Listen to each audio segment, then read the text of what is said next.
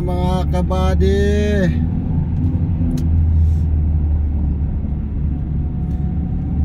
Pauwi na tayo galing trabaho. Dahan-dahan lang tayo sa pagmamaneho. Yan. In the name of Allah. Yan, shout out pala dyan sa lahat ng mga subscriber ko dyan. Nasundan natin, napakagandang car, oh. Wow,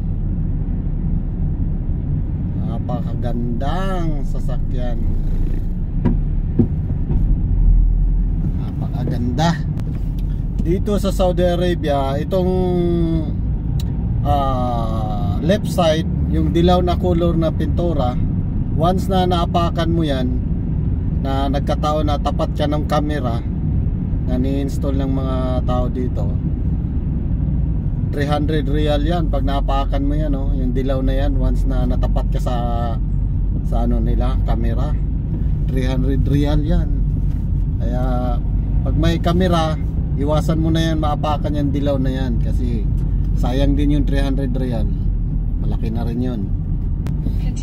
Dito sa Saudi Arabia, pag yung nagda-drive ka dito na palipat-lipat ka ng lane, pag natapat ka din ng yung camera na nasa taas, pag tapatan ka dyan, napalipat-lipat ka ng lane, 300 din yun.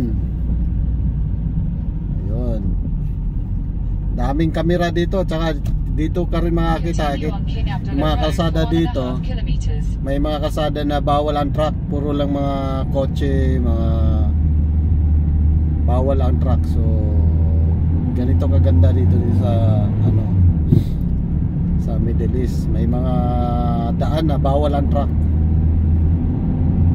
Yung mga truck dito nandun talaga sa lang, yung pinakamalaking kalsada. Dito bawal. Tsaka one way lang dito, one way. Bihira ka lang makakita dito ng two way, almost one way.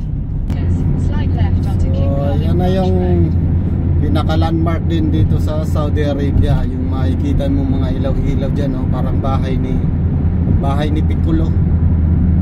Makikita mo yung mga bahay ni Piccolo dito. Ayan, oh. Wow, akala mo cactus, hindi yan cactus. Ano lang yan, yung parang design. Oops. Take the next left onto King Khalid Branch Road, then take the right.